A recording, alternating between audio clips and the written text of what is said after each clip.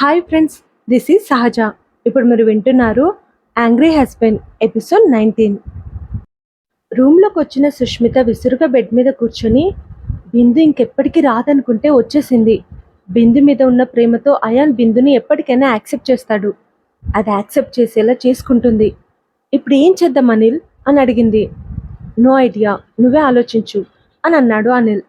సుష్మిత ఆలోచించి అమ్మమ్మని పిలిపిద్దాం అని చెప్పింది. నానేనా, ఎందుకు అని అడిగాడు అనిల్. అయాన్ దియ కలిస్తే ఇక బిందు అయాన్ లైఫ్లో ఉండదు. అమ్మమ్మకు పెళ్లి పట్ల ఎంత గౌరవమో తెలుసు కదా. పెళ్లి ఏ పరిస్థితిలో జరిగినా పెళ్లి బంధం నిలబడాలని కోరుకుంటుంది. అమ్మమ్మ వస్తే అమ్మమ్మనే అయాన్ దియను కలుపుతుంది. వెంటనే కాశీలో ఉన్న అమ్మమ్మకి ఫోన్ చేసి జరిగిందంతా చెప్పు. బిందు వెళ్ళిపోవడంతో అయాన్ దియను పరువు కోసం పెళ్లి చేసుకోవడం, బిందు తిరిగి రావడం అంతా చెప్పు. జరిగింది తెలుసుకున్న అమ్మమ్మ ఆగ మేఘాల మీద వచ్చేస్తుంది అని చెప్పింది సుష్మిత. గుడ్ ఐడియా, ఇప్పుడే ఫోన్ చేస్తాను అంటూ అనిల్ తన నానమ్మైన ప్రసన్నమ్మకి ఫోన్ చేసి అన్ని విషయాలు చెప్పాడు. ప్రసన్నమ్మ ఉన్న పలంగా హైదరాబాద్కి బయలుదేరింది. మోకాళ్ళ తలదాచుకొని ఒక మూల కూర్చొని ఏడుస్తున్న దియ దగ్గరికి అయాన్ వచ్చి ఒక మోకాలు మడిచి ఆమె పక్కన కూర్చున్నాడు. తన పక్కన ఎవరు కూర్చున్నట్లు అనిపించి దియ తలెత్తి అయాన్ వైపు చూసింది. డక్కున కన్నీళ్లు తుడుచుకుని సరిగ్గా కూర్చుంది. ఎందుకు ఏడుస్తున్నావు? ఏడుస్తున్నమ్మ కళ్ళలోకి చూస్తూ అడిగాడు అయాన్. నేను తప్పు చేశాను, కాదు పాపం చేశాను అని ఏడుస్తూ అంది దియా. తెలిసిన పాపమే కదా, కొత్తగా ఏదో తెలిసినట్లు ఎందుకు ఆ ఏడుపు అని అసహనంగా అన్నాడు అయాన్. పెళ్లి ఫిక్స్ అవ్వడానికి 2 రోజుల ముందు మాత్రమే మీరు బిందు కలిశారు. ఒకరినొకరు నచ్చడంతో మీ పెళ్లి ఫిక్స్ చేశారు. మీది అరేంజ్ మ్యారేజ్ అని దియా అంటుంటే అలానే స్మిత చెప్పిందా అని అడిగాడు అయాన్. తను మిమ్మల్ని 2 సంవత్సరాల నుండి లవ్ చేసిందంట. మీరు బిందు 2 రోజుల ముందు కలిశారని అంత రివర్స్లో చెప్పింది. నేను నమ్మేశాను. మీరిద్దరు ప్రేమించుకున్నారని తెలుసుంటే నేను అసలు ఇక్కడికి వచ్చేదాన్నే కాదు. నేను రాకపోయింటే నన్ను అడ్డు పెట్టుకుని పెళ్ళి ఆపేవాళ్ళు కాదు. నేనే మీ ఇద్దరి జీవితాల్ని నాశనం చేశాను. పాపాత్మురాల్ని నేను అని ఏడుస్తూ దియ గట్టిగా తన చెంపల మీద కొట్టుకుంటుంటే అయాన్ ఆమె చేతులు పట్టుకొని ఆపాడు. దియ అయాన్ని చూస్తూ, నేను చేసిన తప్పుకు మీరు విడిపోకూడదు. బిందుని యాక్సెప్ట్ చేయండి అయాన్. బిందు ఏ తప్పు చేయలేదు. ఆమె స్థానంలో ఎవరున్నా అలాగే రియాక్ట్ అవుతారు. నా తప్పు వల్ల మీ ప్రేమ ఓడిపోకూడదు. ప్లీజ్ బిందును పెళ్లి చేసుకోండి అని ఏడుస్తూ చేతులు జోడించి దండం పెట్టింది దియా. నా లైఫ్లో నువ్వు చేసింది చాలు, ఇక వదిలేసాయి అంటూ కోపంగా అయాన్ అక్కడి నుండి వెళ్ళిపోయాడు. దియా కన్నీళ్లు తుడుచుకొని ఎలా అయినా అయాన్ బిందును కలిపి నేను చేసిన తప్పును సర్దిద్దుకుంటాను అని దృఢంగా అనుకుంది. దియ దగ్గర నుండి అయాన్ నేరుగా తన గదిలోకి వెళ్ళి విండో నుండి బయటికి చూస్తూ ఆలోచిస్తున్నాడు.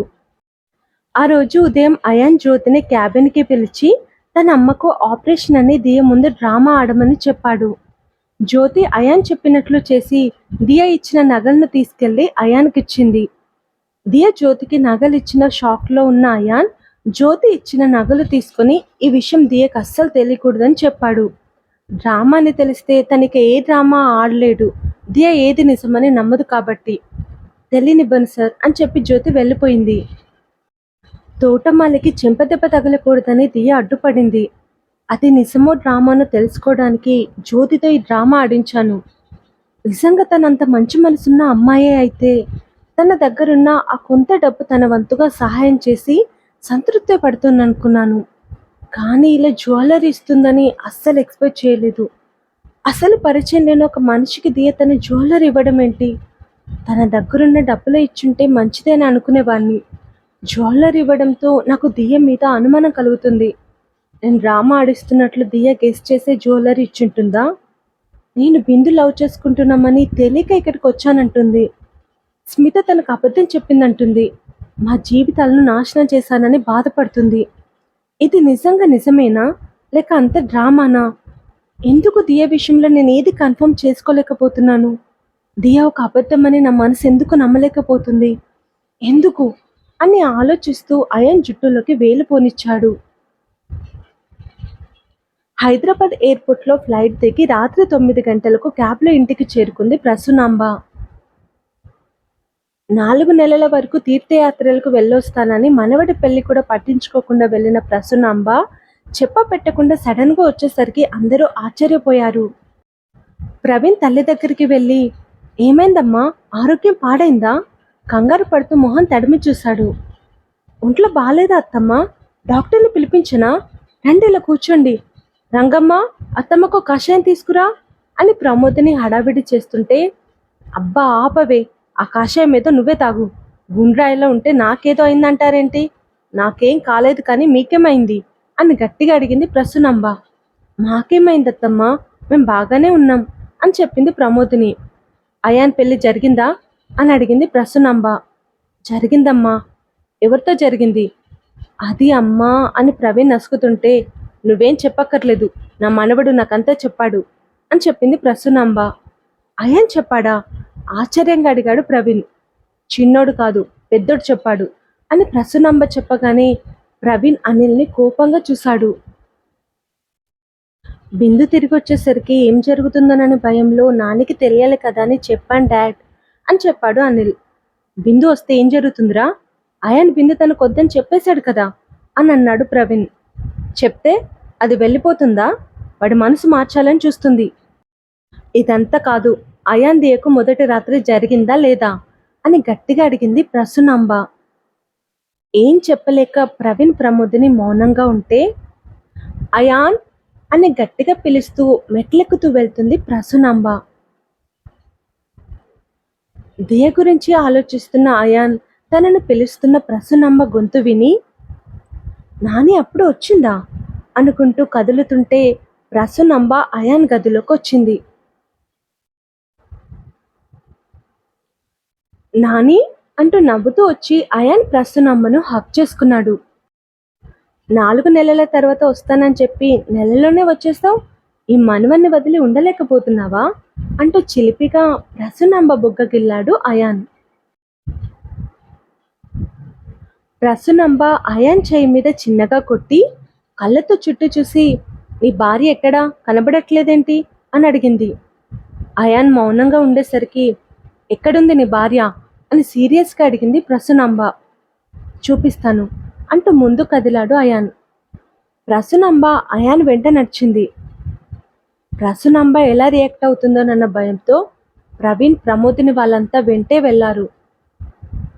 అయాన్ స్టోర్ రూమ్లోకి వచ్చి ఒక మూల కూర్చొని ఏడుస్తున్న దియని చూపించగానే ప్రసూనాంబ ఆవేశంగా అయాన్ చెంప పగలగొట్టింది. అందరూ స్టన్ అయ్యారు. దియ అయితే బొమ్మలా బిగుసుకుపోయింది. తనను అమితంగా ప్రేమించి నానమ్మ మొదటిసారి తనను కొట్టడంతో అయాన్ ఒక క్షణం అప్రతిభుడయ్యాడు. ఇంటి కోడల్ని స్టోర్ రూమ్లో ఉంచుతారా? ఏం మనుషులు మీరు? అసలు మానవత్వం ఉందా మీకు అని ప్రసూనాంబ గట్టిగా అరిచి దియ దగ్గరికి వెళ్ళి ఆమెను లేపుతూ, పదమ్మా అని అంది. దియ అయోమయంగా చూస్తుండిపోయింది.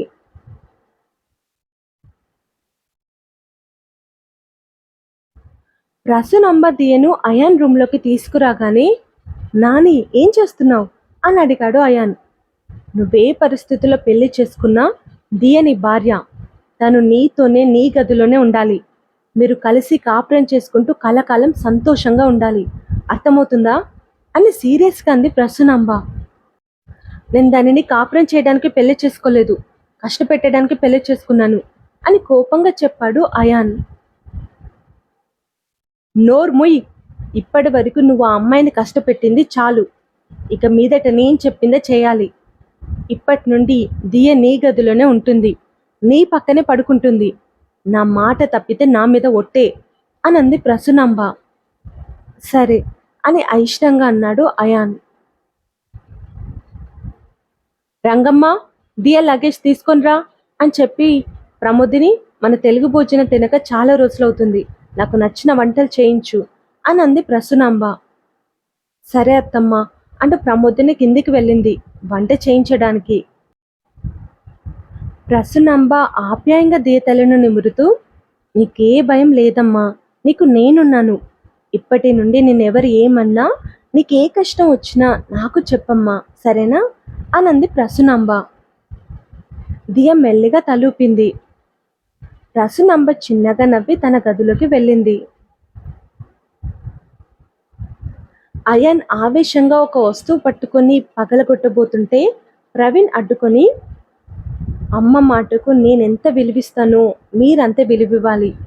అమ్మ ఏం చేసినా మన మంచిగా చేస్తుంది, అది గుర్తుపెట్టుకో అని చెప్పాడు. ఇష్టం లేని దాంతో కలిసి ఉండటం ఏ మంచి డాడ్, అలాంటప్పుడు నువ్వు ఆ అమ్మాయిని పెళ్లి చేసుకోకుండా ఉండాల్సింది అని తిరిగొచ్చిన ప్రసూనంబ అరిచింది.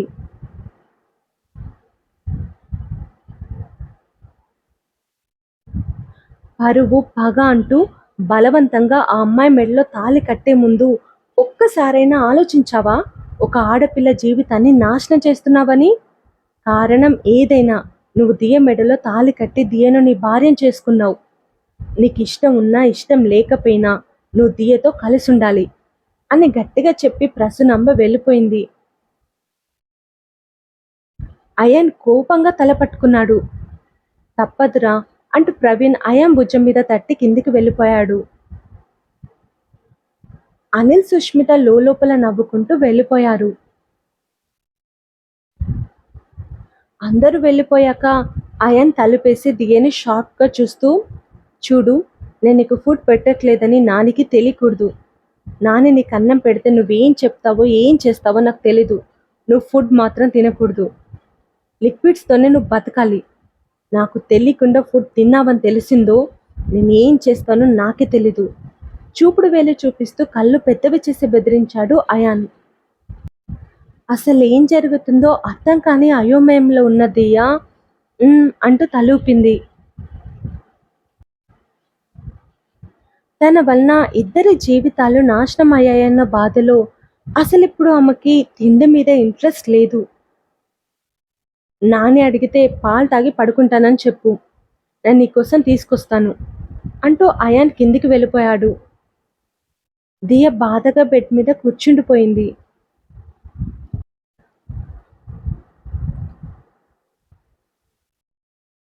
ప్రసూనంబ రాకతో ఏం జరగబోతుంది? అయాన్ దియ కన్నం పెట్టట్లేదని ప్రసూనంబకు తెలిసిపోతుందా? ఒకే గదిలో అయాన్ దియ ఎలా ఉండబోతున్నారు? ముందు ముందు తెలుసుకుందాం. ఈ ఎపిసోడ్ కనుక మీకు నచ్చితే లైక్ చేయండి, కామెంట్ చేయండి. Thank you.